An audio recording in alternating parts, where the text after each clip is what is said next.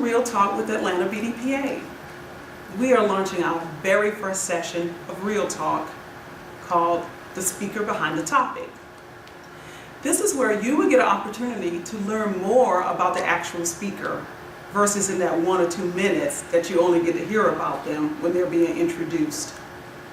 You will get to learn more about the person, what they actually do in the IT industry, and what got them started in there.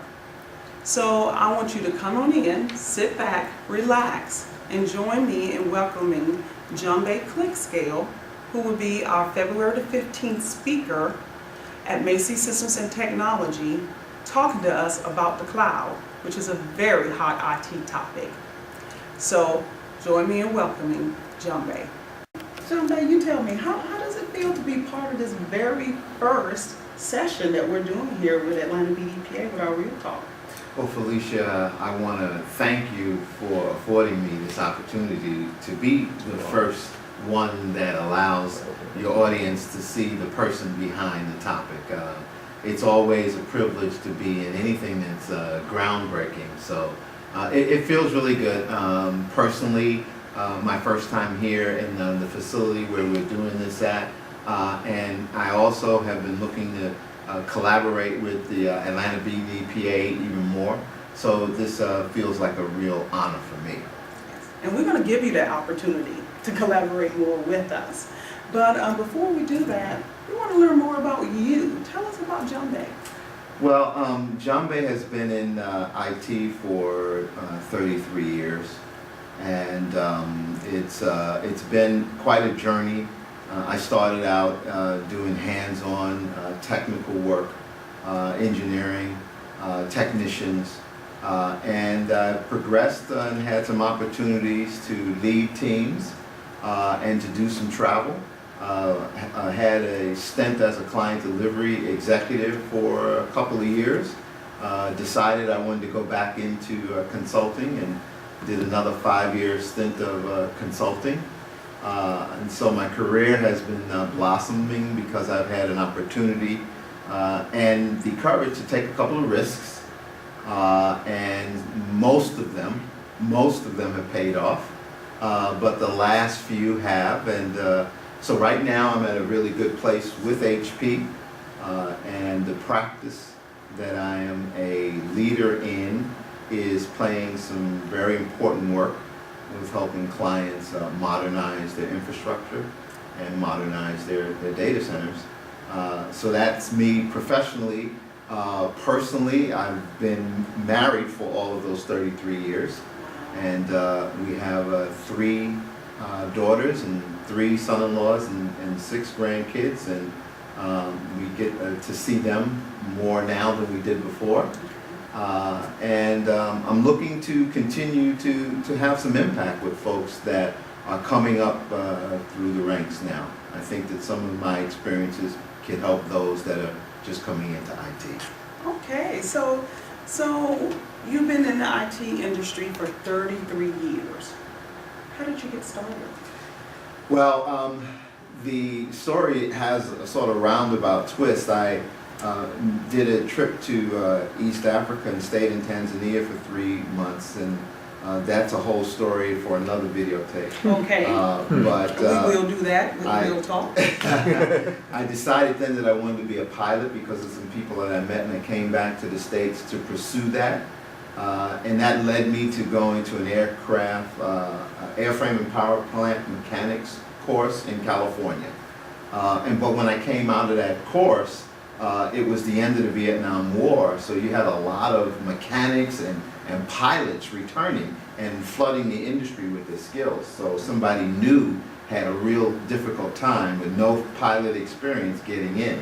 And one of my teachers told me about, hey, there's a school over there that's giving classes on computers.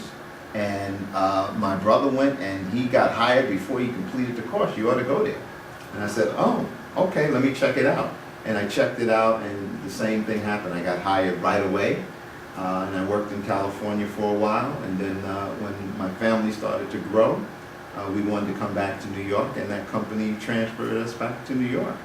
And I just stayed working in IT, as I said, field service, driving all way out at the end of Long Island, you know, supporting clients, and then I had an opportunity to get into management, so I've been in management since then. Wow. So you was up in New York, and now you're here in Atlanta. When did that transition happen? I moved to Atlanta in 2010. Okay. I have been trying to do it for a while, but it finally happened in 2010. So we are out in Snellville, and we're loving it. It's we're at a point in our lives where the pace and the culture and the style of Atlanta fits how we want to live better than what we experienced in New York. Yeah, we definitely love it here in Atlanta. It's the place to be. So how did you hear about BDPA? How did you get involved with BDPA? Well, I am part of HP, but I was part of the legacy EDS organization. You know, HP bought EDS a few years back. And while I was in EDS, there was a gentleman who at that time was involved in ITSMF, but he had also been a previous chapter president for the Detroit BDPA. And so as we got involved with the employee resource groups, he started mentioning BDPA. And then for the 2006 national conference, HP, EDS at that time, got some funds to participate in the Career Expo. So me and a couple of other folks went and supported the EDS booth at the BDPA conference in Detroit, and that was my first national conference in 2006. Wow. And you, of course, work for HP, and HP is a big sponsor with BDPA. Tell us how HP is involved with BDPA. We have been involved with BDPA even before I got involved on the EDS side in 2006, but since the transition, I think the significant involvement increased after the conference that took place in Raleigh. Mm-hmm. One of our executives came to that conference because, you know, it's done jointly with ITSMF. She's an ITSMF member. So she came just to see what it was all about. And when she saw the high school computer competition, it touched her so much that she volunteered on the spot. Wow. To be a judge. Wow. And so she did the whole 2 days of judging, and she came away from that experience, even though we had been there just to hire and support the career booth again, she came away with real strong appreciation and affection for the high school computer competition. And so she went back to her management and got some approval to expand on our involvement with BDPA by ensuring that HP could provide laptops and desktops to support the, you know, reservations and registration office and the high school kids. Okay. And our little cyber cafe. The cafe area, as well, correct? that's right. So Exactly. she's been working on that, and we've already started discussions for the conference for this year and continuing that support. That's coming up in Baltimore. That's going to be the first week in August, so make sure you go out there and register early registration up until March the 31st, and you get a half price discount, so make sure you do that. And so we're also looking at bringing that support down to the local level with the Atlanta chapter. So we're going to be partnering with HP through Jambey and through with Jacqueline to make sure we get some additional support down here. But as you was talking about your IT career, you mentioned that there were several risks that you took, but they worked out well. Can you tell us one or two of those risks that you took in your career? Yeah, the most recent one was when I was the infrastructure manager at the General Motors account in New York, working out of the GM building on 57th Street and 5th Avenue. Had a team who did all the desktop support stuff there, and for many reasons it wasn't what I wanted to do anymore. And so I was looking for something else. And an opportunity came to lead a global hosting organization for a well-known retail client. And that retail client was moving all of their infrastructure into the HP data centers that are down here in Alpharetta and Sewanee. And so never having led a hosting team before, particularly a global hosting team, I went through the interview process and got the gig and took a risk to stretch my capabilities to lead that team. And it was very, very difficult because the team that I took over was a year behind schedule. Wow. And the pressure was on to get that proof of concept built. And so it was very, very demanding. I had multiple languages, multiple time zones to deal with. Many processes were not there, but we worked through it. And having done that for 5 or 6 weeks, the corporate team decided to shut down the account. Wow. So after 5 months, I had to find a new gig. And that was the challenge. There was a risky period there, and I wasn't sure. But I did get an opportunity with one of the managers that brought me in to help this account to join his team, and it took about 4 interviews to go through to become part of his practice. Okay. And once he pulled me into his practice, I had then shifted into a formal program manager, project manager approach, which was kind of new in my career. Because I had always, being an executive and a leader, taken an elitist attitude towards PMs. I got a bunch of PMs, they go do that, and now I gotta go be a PM.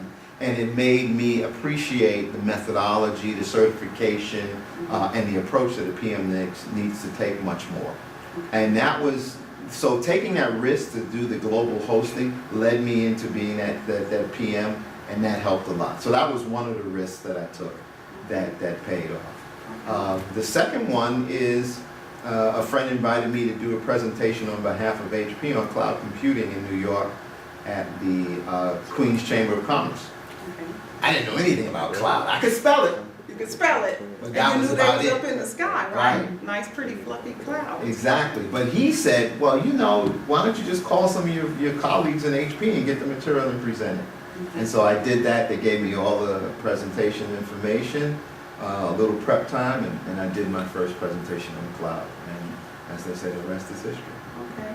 Can you just give us a real quick little high-level view of what you're going to be covering on February 15th at Macy Systems and Technology when we have our general body meeting? Right. The topic is the value of the cloud in the business technology ecosystem. And what that workshop attempts to do is help people first understand what cloud delivery models are. So we talk a little bit about some basics in cloud. Then we talk about what IT organizations do in terms of delivering service and value to the business units, right? And then we talk about how those IT organizations have to position the source of cloud in their mix of services that they provide and understand the value that cloud offers over traditional dedicated on-site delivery. So it's understanding how cloud operates and how cloud benefits the business to achieve its business goals. Okay. Okay, great. Well, I'm looking forward to that and learning more about that. And of course, everyone should be interested and come out and see us at Macy Systems and Technology on February 15th so you can meet Jambey in person and get to shake his hand and learn more about the cloud itself. And Jambey, I want to thank you for being our very first guest on our very first Real Talk with Atlanta.